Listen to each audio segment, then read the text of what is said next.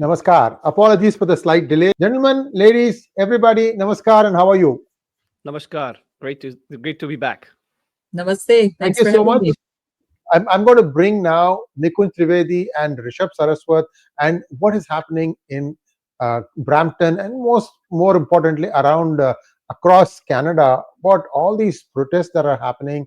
Well, looks like at this point of time, the majority, once they started raising their voice, the government doesn't like it, and the way it has played out when.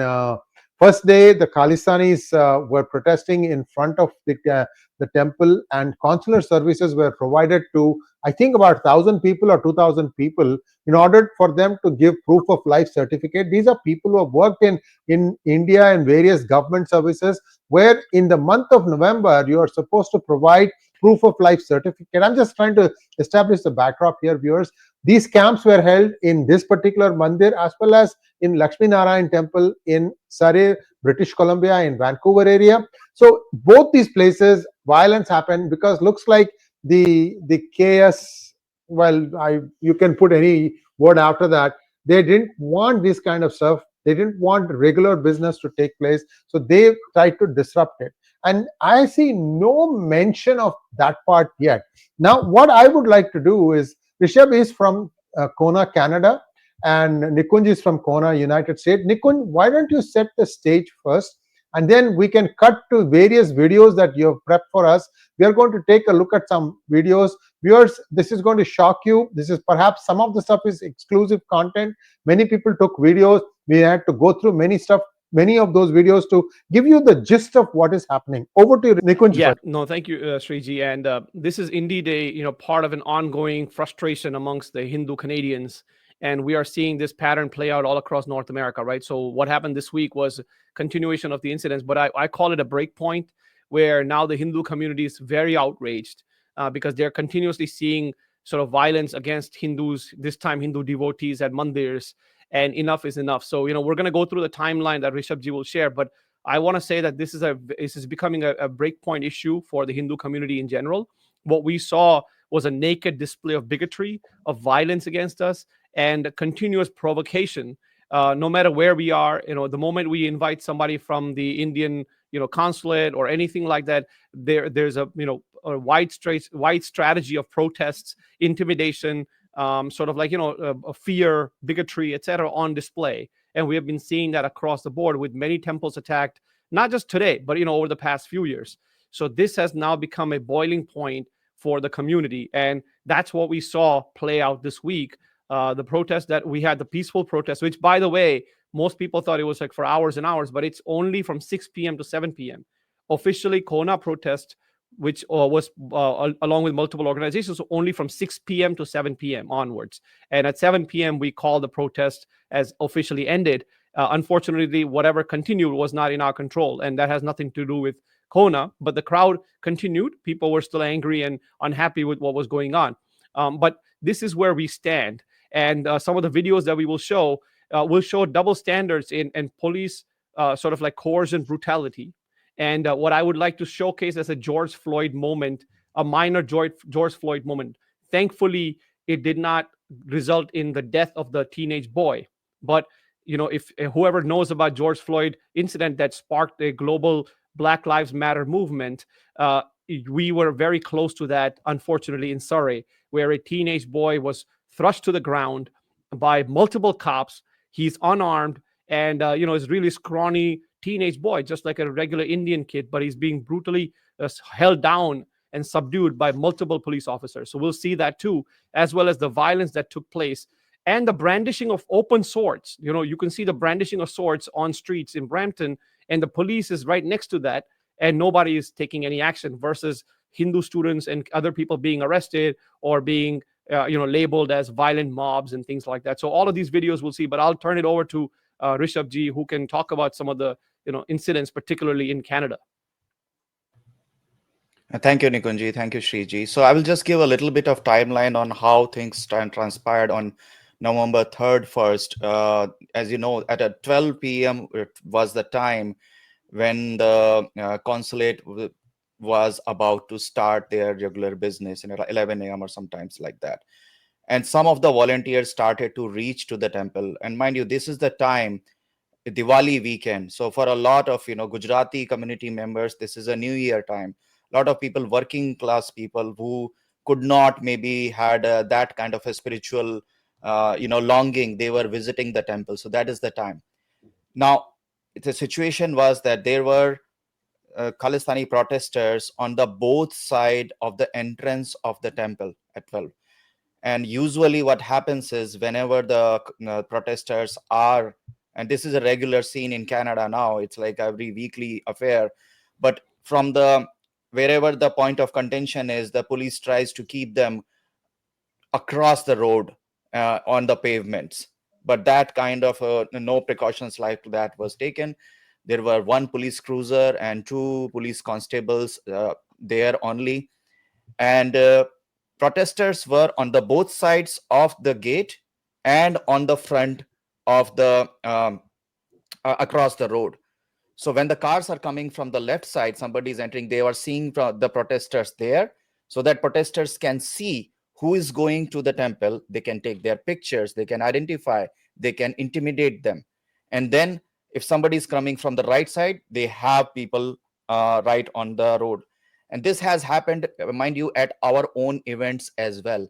When we do some events, there are people with the loudspeakers, and a little caveat here, there are a lot of times there have been the loud so loud that even after shutting, this is Canada, where we have very soundproof buildings because the insulations is really good uh, because of the climate we have. But there was still there was a difficulty, there has been difficulty in doing the regular business because of the sound. So all the city councils bylaws and everything, nobody has to check on there.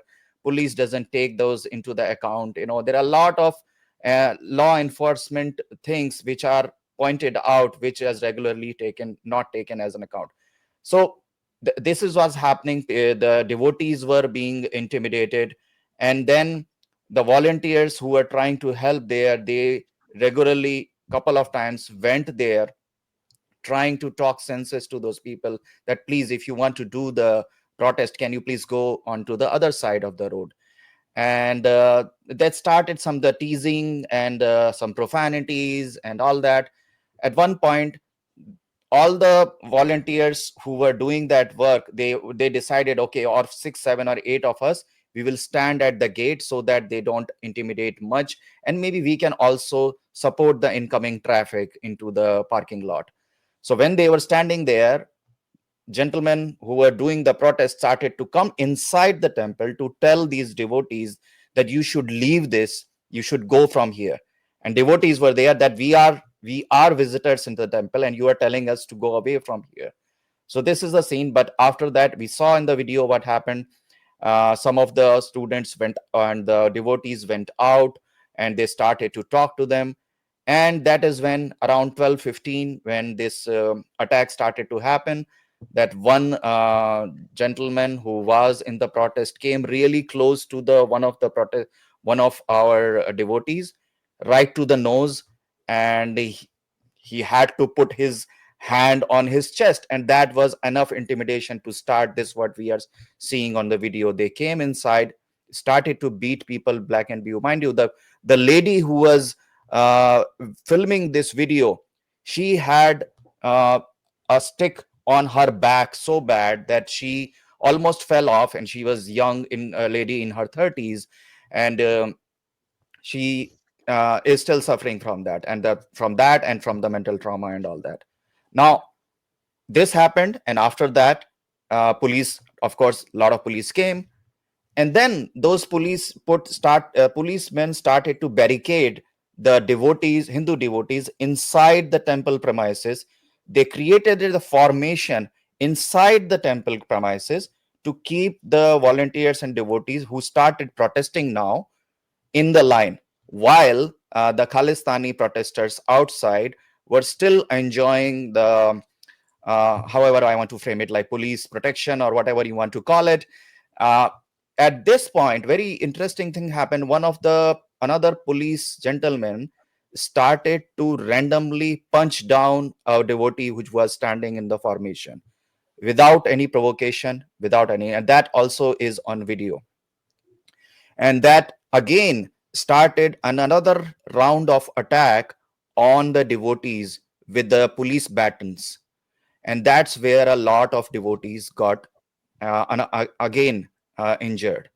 Now, this happened. Now, again, the Sree event was also about to happen at 12 p.m. Was supposed to happen at 12 p.m.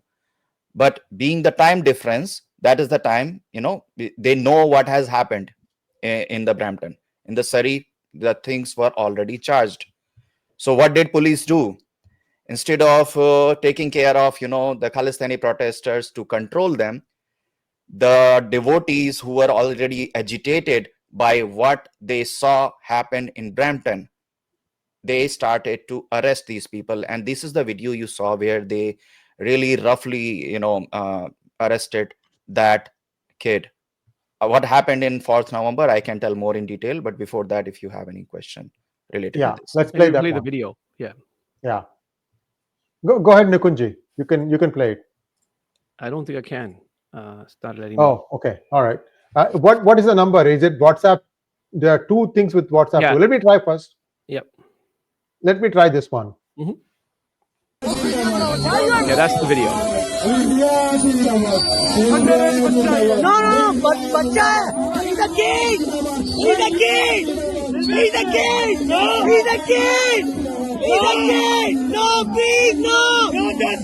Yeah, stop right there. See, as you can see, this I want to draw attention to the people here. This boy is a teenage boy. You can see his figure is very frail, but you're seeing 3 cops overpowering him. And you look at the guy's arm. You look at the guy's arm, it's right on his neck. Okay. If this guy pressed harder, he would have broken the guy's neck.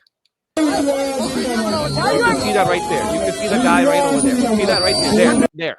You see that guy's arm right there? His hand is like this on his neck. His hand is right there. That is exactly what, instead of the knee bend that happened in the George Floyd case, this is a hand. Now, if that hand went even stronger, he could have broken the guy's neck. Okay, this is an example of police brutality. There is absolute disregard for the fact that this is a minor boy. That is, he's unarmed. He's a kid, as you can see. The guys are yelling there, but they have absolute disregard for this. Luckily, the guy did not get injured seriously. But this is exactly the double standard. There is no such arrest of any Khalistanis out there. Zero arrest of any Khalistanis. But this little boy has been brutally pinned down on the floor, arrested, and taken away like an animal. This is exactly what is going on with Hindus in Canada. The double standard of policing, the brutality that we're facing, and the Hindu-phobic bias that we are experiencing in Canada. Whether you call it Surrey, whether you call it Brampton, it doesn't matter. But this video is a great example. Now I want to show the next video, which is where the first video you saw of the devotees getting punched or hit with the flagpole. Now let's look at the next video, which is where this that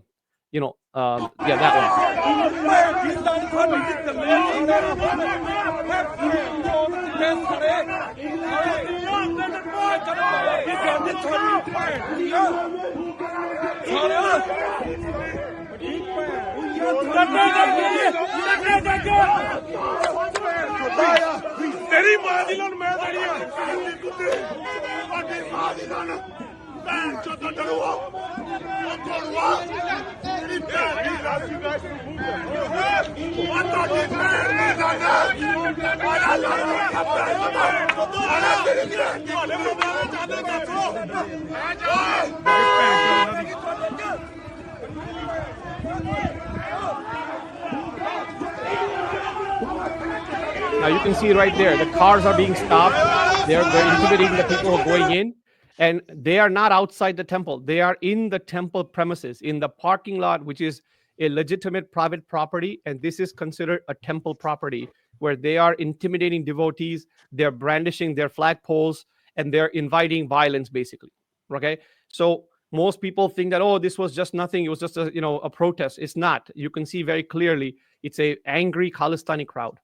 So when people say, oh, this is not, it wasn't an attack and things like that, no. The moment you enter a Hindu temple, The moment you enter any place, religious place of worship, whether you go inside the sanctum sanctorum or you're inside the parking lot, that is temple grounds. So once you enter with the intent of harming, the intent of raising your dandas and hitting Hindu devotees, you are attacking the temple. It's very plain and simple. And we can see that in the video, no matter how you slice it and dice it. Now, the final video, which I wanted to talk about, is again shows the double standard of the police. Now, this video, there has been a lot of social media chatter about the fact that, oh, Hindu mobs were going to attack they attacked the Gurudwara in Malton. Actually, that did not happen. Okay, that is completely false information. While mobs were walking towards that, all those things were going on. There were a lot of heat in the atmosphere. There was no. Yeah, go ahead. Sorry please. to. Yeah. So this video you are about to show is Yes. after the events of November 4th. Yes. So I'm if you can gonna give come to that.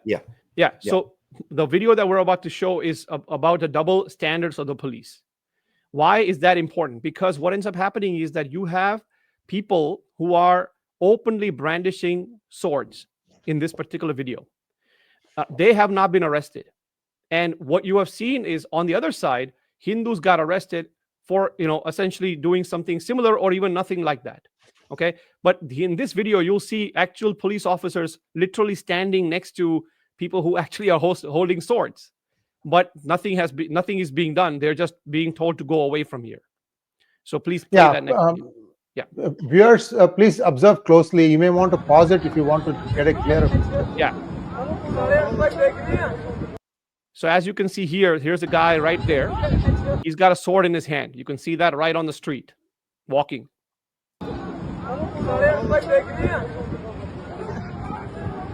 And this is a parking lot, by the way, and it's a strip mall.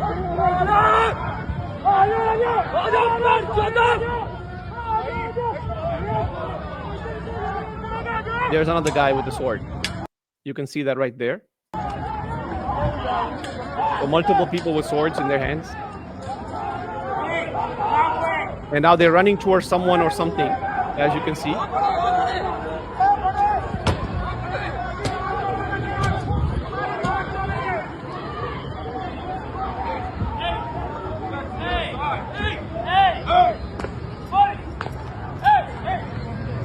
And now you're seeing the police going and telling them to go back.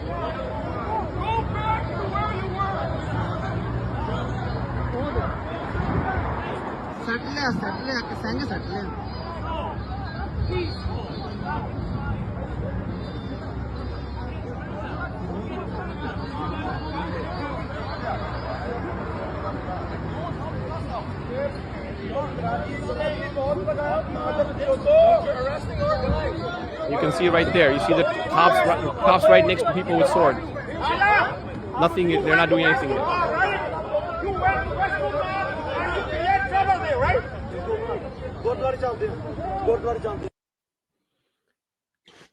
Well, excuse us for the profanity that was displayed, viewers. This is what it is. It is the raw truth that you are seeing here. And Nikunji, it seems to me that there are two sets of laws, one for one segment of the society in Canada and one for the Hindus. And, it's bad enough that Hindus think they are being treated as eighth-class citizens in India. Looks like this sort of permeated down to Canada also. I mean, what I'm seeing is beyond description. And viewers, you should be aghast. You should be shocked, because wherever you are living, this could happen to you. I mean, the police seems to be acting upon orders from above, but isn't police supposed to serve and protect? Nikunj, I'm just asking a very philosophical question. You see in many of these cars, to serve and protect. Which part of this are they not understanding? I'm Rishabh, you can tell me, you're a Canadian citizen.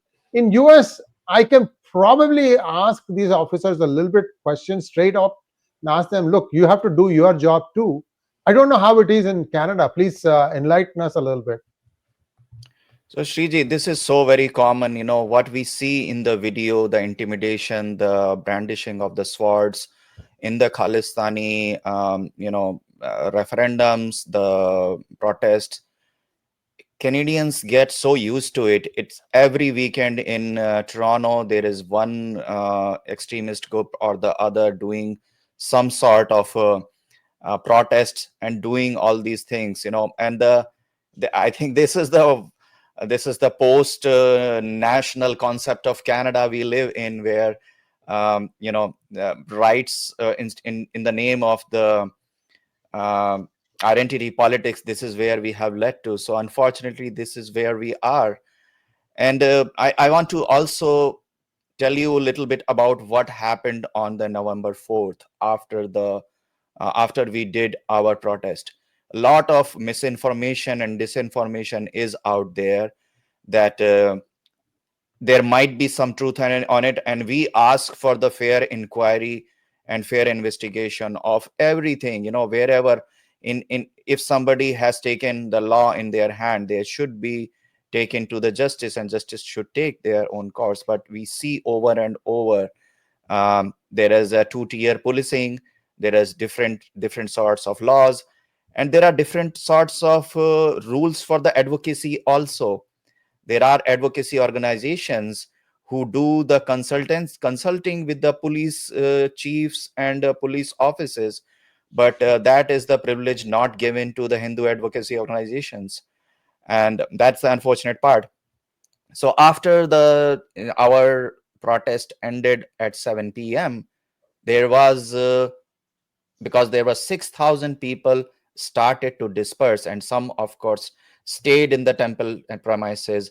Some, when they are going out, it looks like a march, or if the media has decided to call it a march, I don't know if any leader said that we are going to do a solidarity march or anything. I'm not aware of that, but it was just the people going away. And of course, there were volunteers who went out to help with the ongoing traffic, because this is right after the very busy road.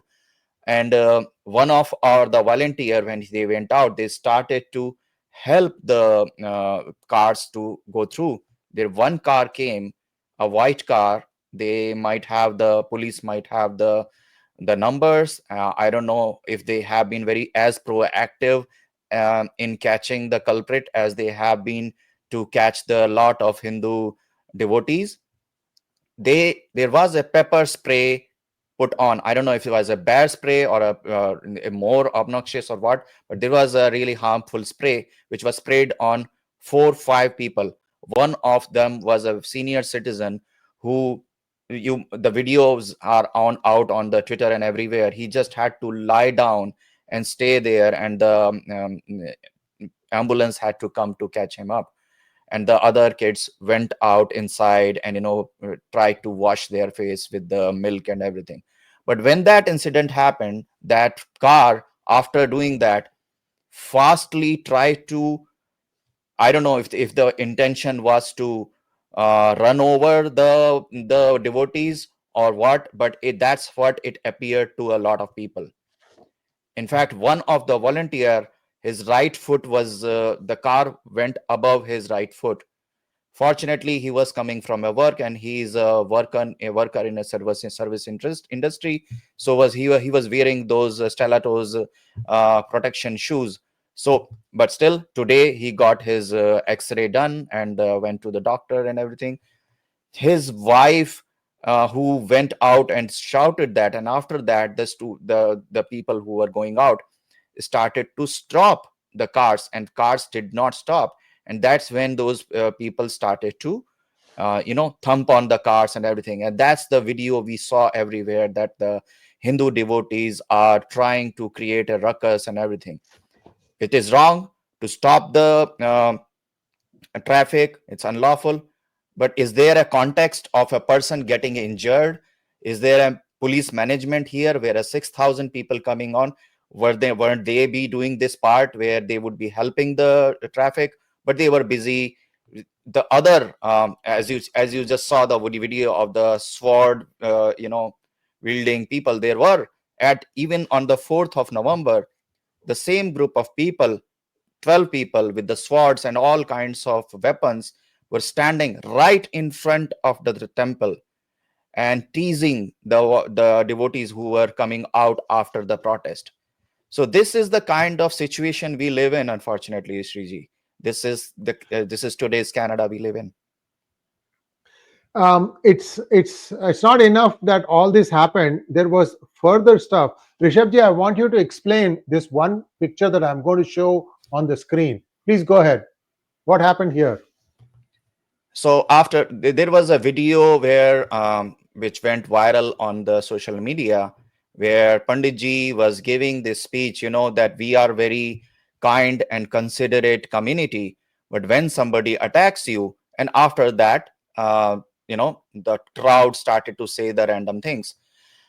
Uh, the management decided to suspend the priest. Mind you, these Panditji, I have met the Panditji, and he's a very, very joyful person. He's one of the priests who does the job of going to talking to the Canada is country with a lot of newcomers.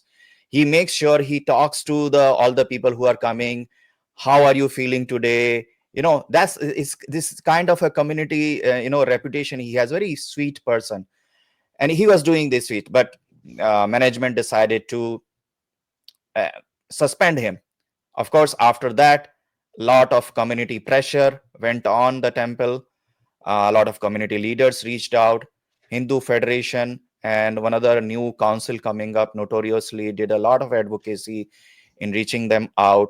But all we see is the political pressure reaching out to all the levels of the lives of Hindus to do some acts. And you saw after that, Patrick Brown, the famed honorable mayor of Brampton, tried to do white savior act of, okay, these are the good boys who did this good thing, rewarding. And these are the one of the another Gurudwara who did another letter where they condemned the violence. So he's tried to play that, but we have seen for so long, we have been asking. This is not the first time a Hindu temple has been attacked. There has been more than 2 dozen incidences in last 2 or 3 years alone. And this is what we are talking about, only the ones we have which have been reported. And this is a community I'm talking about which self-censors itself. It tries to stop spreading anything negative which is happening with him, because I'm telling this because we have conversations with the temples where they say that we are not going out with this information, but there was another attack on us, there was another break-in happened. If we start counting on the break-ins and the robberies inside the temples, Shriji, on our estimate, and I want you to do any agency to do a fair inquiry, our estimate says more than 100 attacks have happened in the Hindu temples in Canada in last 3 years. And yeah, and I know the number sounds like it's a Bangladesh or Pakistan, but this is the reality of Canada. Now, in the like nature, of course, the nature of these attacks is not as severe as we see in some of the other countries, but it's still an attack is an attack, and an attack on a sacred site, and it is hurtful. So the community started to do the pressure, and but still there are a lot of political pressure among the Hindu community right now. You would not believe the number of calls I got on the day we were going to protest. My phone did not stop ringing from all parts of the community members, from the leaders, from everybody wanted to stop this protest, including the Hindu Sabha temple had to do Facebook post, WhatsApp messages, Twitter, every medium that this protest is cancelled. But even after all these trying to doxing and misinformation, everything, still 6,000 people were there on the ground to protest. And fortunately, after what they did, there are a lot of community backlash on their social media, that there was a significant drop in last 3 days in this temple after this act of sacking or suspending the priest. Some reports tell that there are only in last 3 days there is the less than $10 of the donation per day is the figure that is happening, and almost nobody is visiting the temple. So maybe they smelled the coffee and they tried to do the right thing, but I wish the wording of the letter could have been better. Yeah. Thank you so much, Rishabh ji. Priyanka, before I cut to Nikunj, do you have any questions of Rishabh or Nikunj? No, I just have a comment which I liked something that Rishabh said. Now we know that this Khalistani movement has deep roots. In fact, I think Sree, the last time that we spoke, I mentioned on your show that I was talking to my dad about Khalistani movement, and he mentioned that Khalistani movement has been there since I was in college. So now, if you think about it, 1980s, it's been decades, right, of the 40 years. Khalistani movement. But now they have the power of, as Rishabh mentioned, they have the power of misinformation and disinformation. And why do I say the power of misinformation or disinformation, right? Because now they have social media. It's quite clear that this movement is still alive because it is a nexus. They have organized it. This is I moved back. Look, I moved back to the U.S. In 2023, and this is not the first temple that I am seeing being destroyed or attacked by Khalistanis. It's so sad. But with that being said, we also have to think of why. When we speak about misinformation, right? Misinformation is basically misleading information, but it's when you see the plethora of it on social media, because that's the first thing that I do. Rishabh probably talks to all of the people and he's on ground, which is very, very important. But the first thing as a digital journalist that I do is I see what's online. There is a ton of exaggerated, incorrect narratives about what happened. It's all about human rights abuses at that point in time, and not towards the Hindus. It's all about, this is a non-political event, and on top of that you have a prime minister who turns a blind eye to it, or who just doesn't say anything. In fact, I'm surprised he said that this is unacceptable. He's made a remark for this one, but what about all of the others?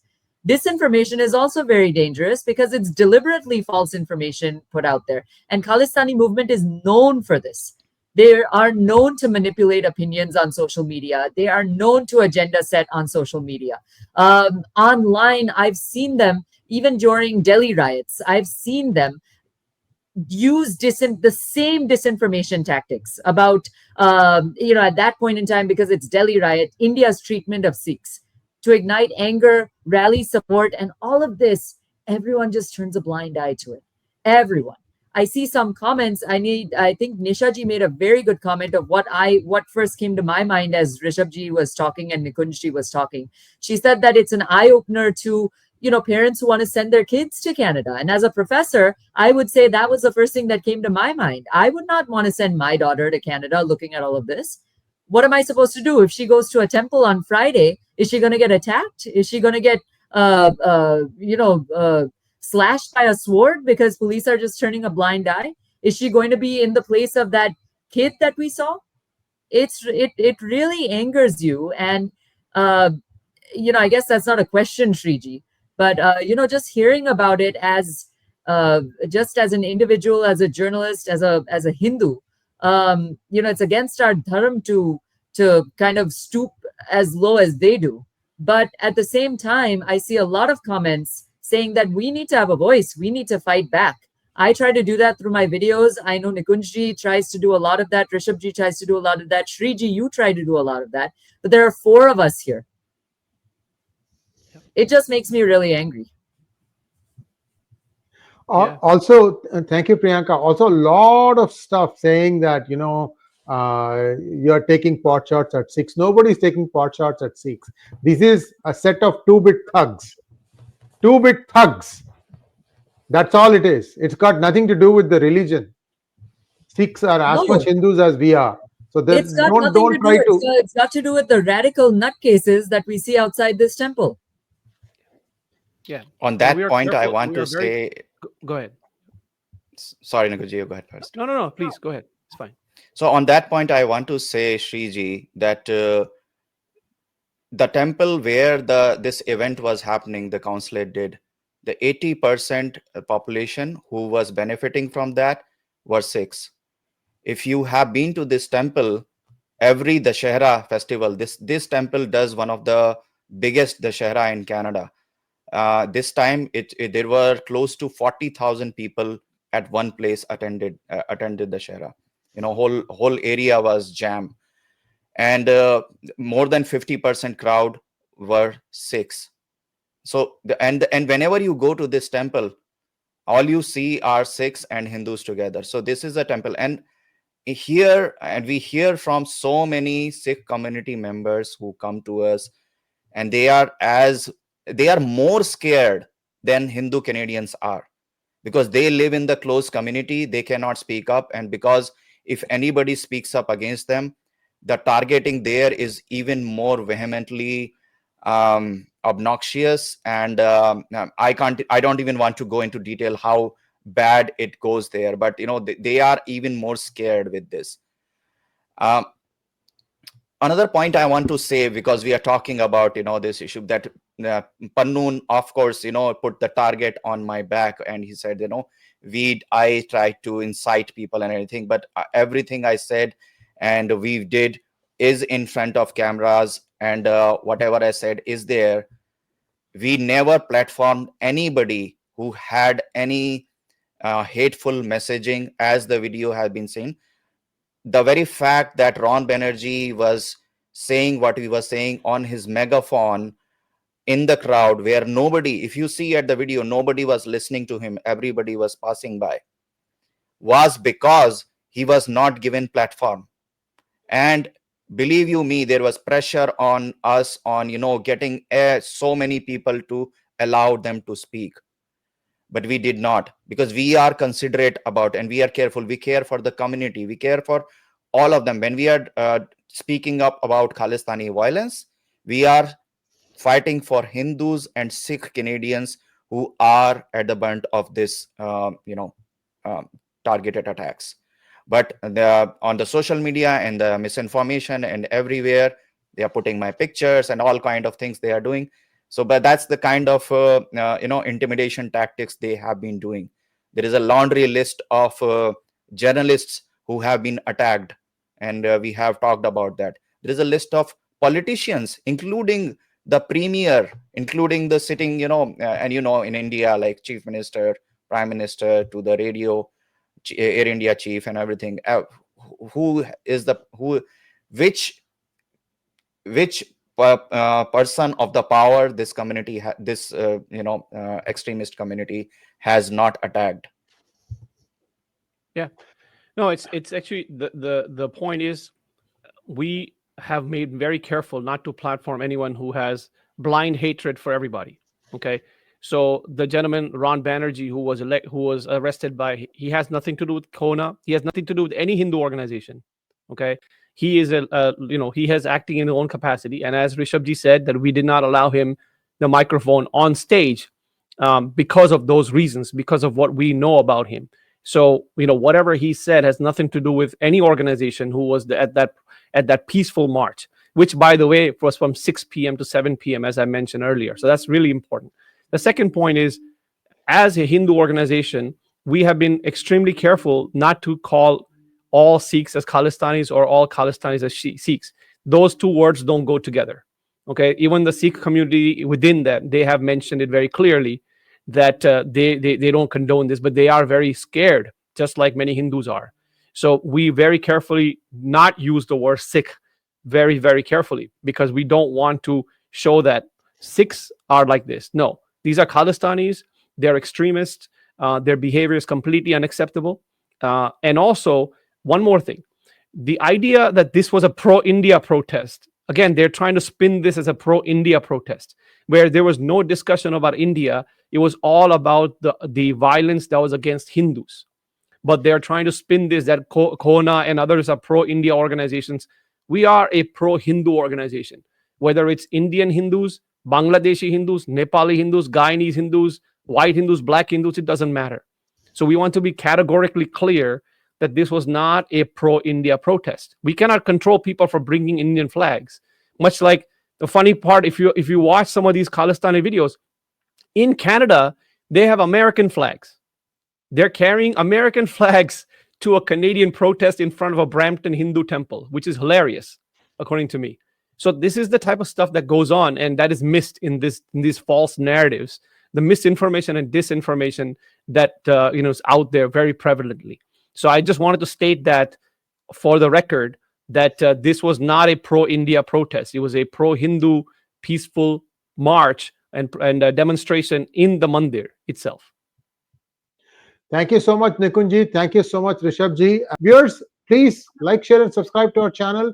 And thanks to all of you for staying this late up at night. All three of you are late in the night. I'm at a comfortable time still, but my hypocrisy, I couldn't do it sooner than this. So thank you all once again. And viewers, please like, share, and subscribe to our channel. Don't forget to click on the bell button for notifications. Namaskar. Namaste. Thank you. Namaste. Namaste.